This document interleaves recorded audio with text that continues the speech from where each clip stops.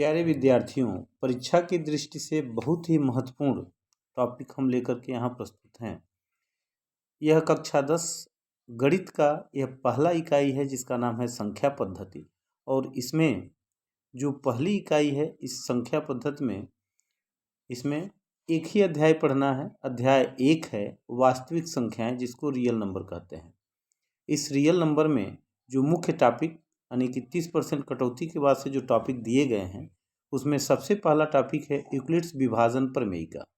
यह यूक्लिड्स विभाजन प्रमेयिका है जो बहुत ही महत्वपूर्ण टॉपिक है और इसमें ऑब्जेक्टिव क्वेश्चन भी 1 नंबर के पूछे जा सकते हैं और इसके अलावा अन्य क्वेश्चन भी 4 नंबर में पूछे जा सकते हैं।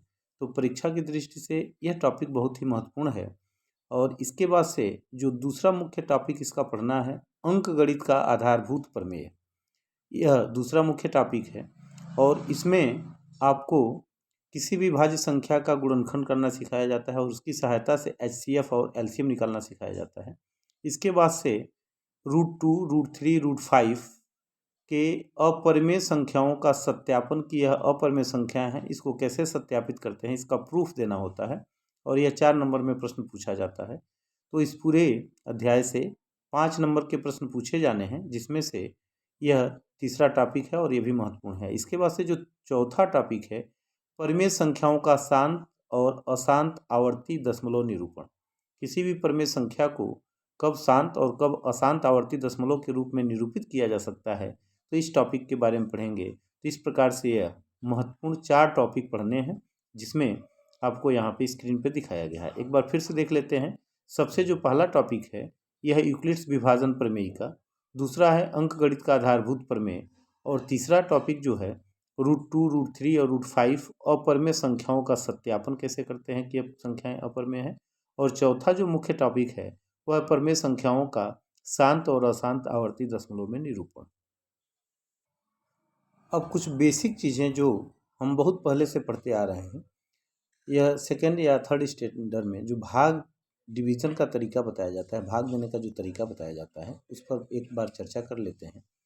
जैसे यदि a तथा b 2 धन पूर्णांक हों, हम यहाँ पे a और b 2 धन पूर्णांक मान लेते हैं, जिसमें यह मान लेते हैं कि a बड़ा है और b क्या है, छोटा है। ये दोनों धन पूर्णांक हैं। तो यहाँ पे अगर a b से बड़ा है तो अगर हम कहें कि a में b से भाग दीजिए, तो 2 संख्याएं आपको दिया गया था, a बड़ा है और b छोटा है।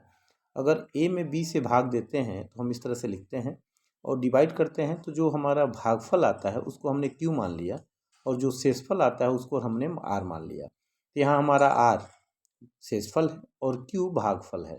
तो इसकी जांच करने के लिए यहाँ पे आपको जो 2 संख्याएं दी गई थी a और b, a में आपने b से भाग दिया और इसके बाद आपने q और r 2 संख्याएं प्राप्त किया। इन दोनों संख्याओं को हम पूर्ण संख्या कहते हैं। और आपका यह आंसर सही है कि गलत है, इसकी जांच करने के लिए आप इसकी जांच कर लेते हैं। कैसे जांच करते हैं कि a बराबर अगर BQ प्लस r आता है, हम भाज्य में भागफल का गुणा करते हैं और शेषफल को जोड़ते हैं। अगर भाज्य a के बराबर आता है तो हम कहते हैं कि यह सही है। इसमें जो a है वह भाज्य कहलाता है और b को हम भाजक कहते हैं और q को भागफल या भजनफल कहते हैं और r को शेषफल कहते हैं।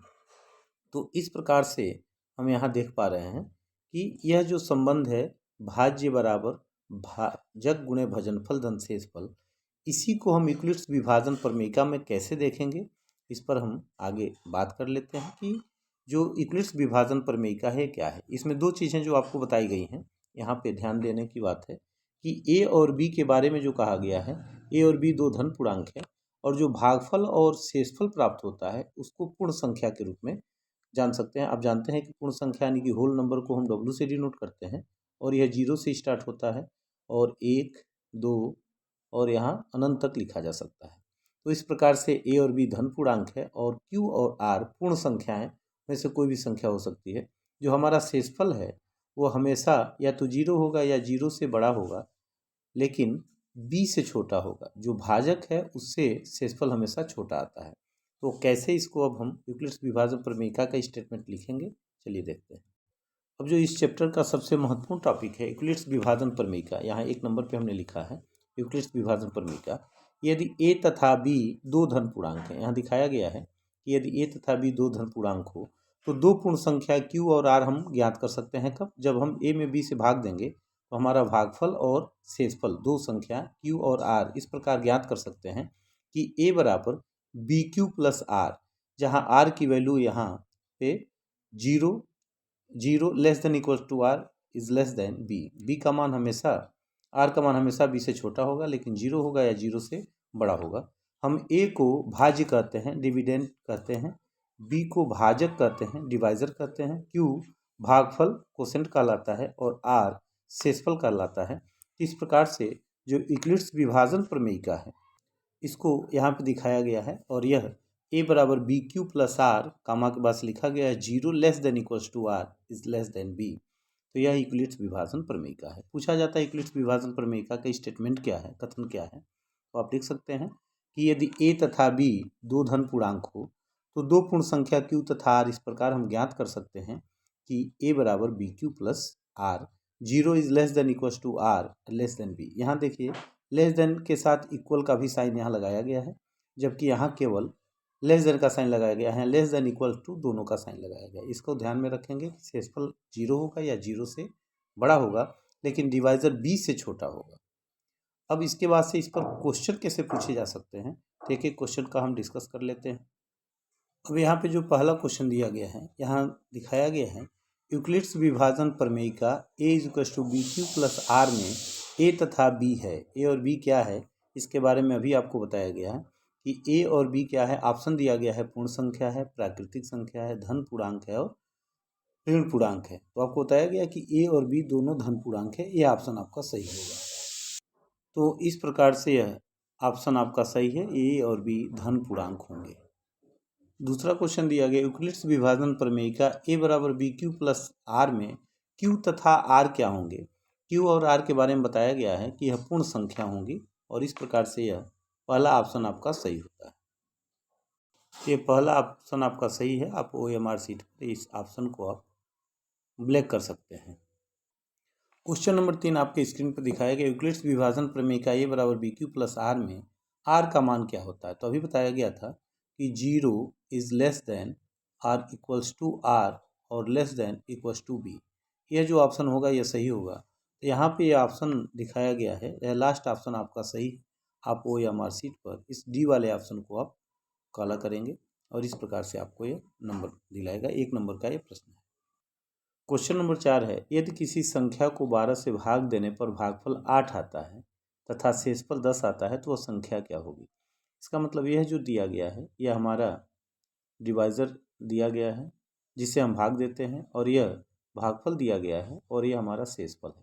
अब आपसे पूछा गया है कि यहाँ पे वो संख्या क्या है जिसमें 12 से भाग देने पर भागफल 8 आता है और शेषफल 10 आता है। तो इसके लिए हम यूक्लिड्स विभाजन प्रमेयिका का प्रयोग करते हैं और लिख लेते हैं a बराबर बी क्यू प्लस आर।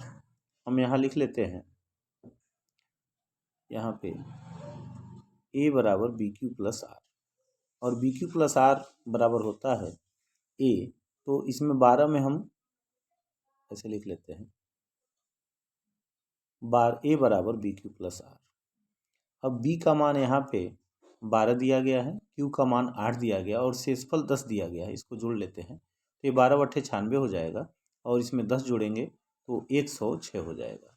और इस प्रकार से 106 जो ऑप्शन है यह इसको आप OMR सीट पर काला करेंगे और गोले को पूरा काला करते हैं। जैसे यहाँ आधा अधूरा नहीं छोड़ना है, इस पूरे गोले को काला करना है और इस प्रकार से आपको 1 नंबर ये दिलाएगा।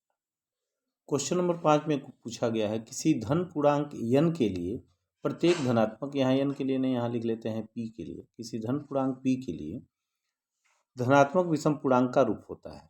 अगर हम यूक्लिड्स विभाजन प्रमेयिका का यूज करते हैं और लिखते हैं a बराबर b q plus r, 0 is less than equal to r is less than b. यहाँ पे अगर हम b के जगह पे 2 मान लेते हैं, क्योंकि सम और विषम ज्ञात करने के लिए हमें किसी संख्या को 2 से काटना होता है। 2 से कट गया तो सम और नहीं कटा तो विषम।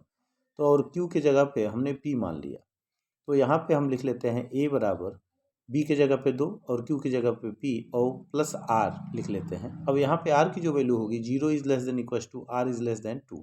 r का मान जीरो होगा या जीरो से बड़ा होगा लेकिन 2 से छोटा होगा, तो दो मान संभव है, एक तो जीरो और दूसरा जो मान होगा 1 होगा। अगर हम ए का इसमें आर का मान जीरो रखते हैं, यह जो इक्वेशन बनाया गया है ए बराबर 2p प्लस आर में, तो यह 2p प्राप्त होगा जो एक सम संख्या है। यहाँ पे इसमें इक्वेशन में वैल्यू पुट करते हैं, आर का मान जीरो तो सम संख्या आती है, और आर का मान अगर 1 पुट करते हैं, इसका मतलब 2 से भाग देने पर 1 शेष रह गया, तो इस तरह की संख्या को विषम संख्या कहते हैं। तो इस प्रकार से जो आपका ऑप्शन होगा, ये पहला ऑप्शन सही है। विषम संख्या होने के लिए 2 से भाग देने पर 1 शेष बचना चाहिए, तो यह आपका ऑप्शन सही है, और इस पूरे गोले को काला कर देंगे। इसमें आपसे विषम संख्या पूछा गया, अगर सम संख्या पूछा जाता तो ये ऑप्शन सही होता। सम संख्या 2p के रूप में होता है, जबकि विषम संख्या 2p + 1 के रूप में होता है। चलिए बढ़ते हैं आगे और क्वेश्चन नंबर 6 देखते हैं। यहाँ पे क्वेश्चन नंबर 6 में कहा गया, यदि n एक विषम धन पूर्णांक है तो n² - 1 विभाजित होगा। किसी भी विषम संख्या का वर्ग करें, जैसे हम 3 का वर्ग कर लेते हैं, तो 3 का वर्ग हमारा हो जाएगा, यहाँ पर लिख लेते हैं, 3 का वर्ग करते हैं तो 3 का वर्ग हमारा हो जाएगा 9, और 9 में से 1 घटा देते हैं तो 9 - 1 = 8 हो जाता है, और यह 8 से विभाजित है। इसी प्रकार से विषम संख्या 5 का वर्ग करते हैं तो यह 25 हो जाता है, और 25 में से 1 घटा देते हैं, 25 में से 1 घटाने पर यह 24 हो जाता है, और 24 भी 8 से डिविजिबल है। तो किसी भी विषम धन पूर्णांक का वर्ग करके उसमें से 1 घटा दिया जाए तो वह संख्या 8 से पूर्णतः विभाजित होता है, और इस प्रकार से लास्ट ऑप्शन यह सही है। इसको OMR शीट पर आप काला करेंगे और बिल्कुल आपको 1 नंबर मिलेगा। तो इस प्रकार आप कह सकते हैं कि किसी भी विषम संख्या के वर्ग को 8 से भाग दें तो 1 शेषफल आता है, और 1 घटा देते हैं अगर विषम संख्या के वर्ग में से, तो ये 8 से डिविजिबल होता है, और इस प्रकार OMR शीट पर आपका यह लास्ट ऑप्शन सही होगा। तो आप इस तरह से इसको पूरा काला करेंगे। यहाँ पे क्वेश्चन नंबर 7 है, और इसमें कहा गया है कि m धन पूर्णांक के लिए किसी भी धन पूर्णांक के वर्ग का रूप होता है। किसी भी धन पूर्णांक का अगर हम वर्ग करते हैं, जैसे यहाँ पे हम 2 का वर्ग करते हैं तो यह 4 आता है, और इसको अगर हम 3 से भाग देते हैं तो 1 शेषफल आता है, यानी कि 3m + 1 के रूप का आता है। अगर हम 2 के अलावा 3 का वर्ग करते हैं तो 3 3 का 9, यह 3 से कट जाएगा, यानी कि 3m के रूप का आएगा। 4 का वर्ग करेंगे तो 4 चौक को 16 हो जाएगा, और 3 से भाग देंगे तो 1 शेषफल आएगा। तो इस प्रकार से हम कह सकते हैं कि किसी भी संख्या के वर्ग में, चाहे वो संख्या सम हो चाहे विषम हो, अगर उसके वर्ग में 3 से भाग देते हैं, या तो 3m होगा या 3m + 1 होगा, इस रूप का आता है। तो इस प्रकार से ये ऑप्शन आपका सही है, और इस ऑप्शन को आप OMR शीट पर काला करेंगे, पूरा गोला काला कर देंगे, 1 नंबर आपको मिलेगा। तो याद रखेंगे, किसी भी संख्या के वर्ग का जो रूप होता है या तो 3m होगा या 3m + 1 होगा, 3m + 2 नहीं होगा, यह गलत है, और इसमें भी यह गलत है। यह तो सही था लेकिन इसके कारण ये गलत हो गया, यह सही था लेकिन इसके कारण ये गलत हो गया। दोनों ऑप्शन इसमें सही है, और इस तरह से ये आपका ऑप्शन सही होगा। यहाँ क्वेश्चन नंबर 8 दिया गया है, किसी भी धन पूर्णांक q के लिए विषम धन पूर्णांक का रूप होता है। किसी भी संख्या को अगर हम 4 से भाग देते हैं तो 4 प्रकार की संख्याएं होती हैं, 4q + 1, और 4q + 2, और 4q + 3, 4q + 3, ये 4 प्रकार की संख्या होती है। ये तो सम है, 2 से कटने वाली है, यह विषम है, यह सम है, और यह क्या है, विषम है। तो ये 2 रूप में जो दिया जाएगा यही विषम संख्या का रूप होता है। तो विषम संख्या का रूप अगर दिया पूछा जाए, यहाँ पे आपका ऑप्शन यह बी वाला सही है। इसको आप काला करेंगे, 4q + 1 या 4q + 3 के रूप का होता है। तो OMR शीट पर इस तरह से पूरे गोले को आप काला कर देंगे, और आपको बिल्कुल 1 नंबर मिलेगा। इसमें आपको 1 नंबर का क्वेश्चन या ऑब्जेक्टिव जो पूछा जाएगा, खंड जो पहला खंड होगा, और इस तरह के क्वेश्चन आपसे पूछे जा सकते हैं। क्वेश्चन नंबर 9 है, किसी भी धन पूर्णांक n के लिए धन पूर्णांक के घन का रूप होता है। किसी भी संख्या का अगर हम घन करते हैं, तो जैसे 3 का घन करेंगे, 3 पर 3 पावर करेंगे तो यह 27 हो जाएगा, और यह 9 से कटने वाली संख्या होती है, यानी कि 9m के रूप में यह संख्या आएगी।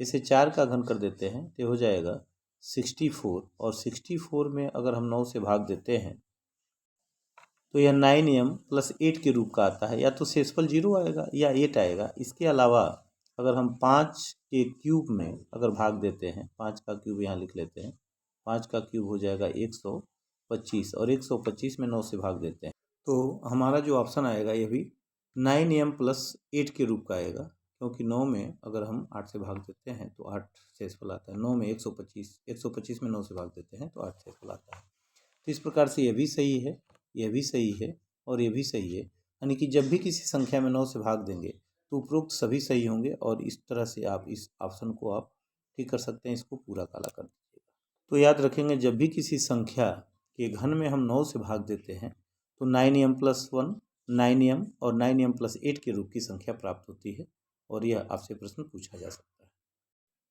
प्यारे विद्यार्थियों, यह लास्ट क्वेश्चन है। यदि किसी संख्या में हम 73 से भाग देते हैं तो भागफल 34 आता है और 23 शेषफल आता है, तो वह संख्या क्या होगी। अब हम 73 में 34 से गुणा कर लेते हैं और जो गुणनफल आता है उसमें 23 जोड़ देते हैं। तो 34 में हम 73 से भाग देते हैं तो 3 × 3 = 9 और 3 4 × 12 का 2 हाथ से लेकर 3 × 9 27, 4 × 7 = 28, 29 और 3 से गुणा कर लेते हैं। 3 × 3 = 9 और 3 × 7 = 21 जोड़ते हैं, ये हो जाता है यहाँ पे 24 82 और इसमें शेषफल 23 जोड़ देते हैं तो हो जाता है टोटल योग यहाँ पे 2505। अब a बराबर BQ + R से 73 में हम 34 से गुणा करके अगर 23 जोड़ते हैं तो यह गुणनफल के बाद जो शेषफल जोड़ते हैं 2482 में 23 जोड़ते हैं तो हो जाता है 2505 और इस प्रकार से आपका यह आंसर ए सही है। इस पूरे ऑप्शन को ए सही है, तो इस गोले को आप पूरा काला कर देंगे। तो सारे क्वेश्चन, एक एक क्वेश्चन आपने देखा और आप इस क्वेश्चन को सॉल्व कर लेंगे। सारे क्वेश्चन यूक्लिड्स विभाजन प्रमेय पर आधारित है और ऐसे ही क्वेश्चन आपसे बोर्ड एग्जाम में पूछे जाएंगे। बहुत बहुत धन्यवाद।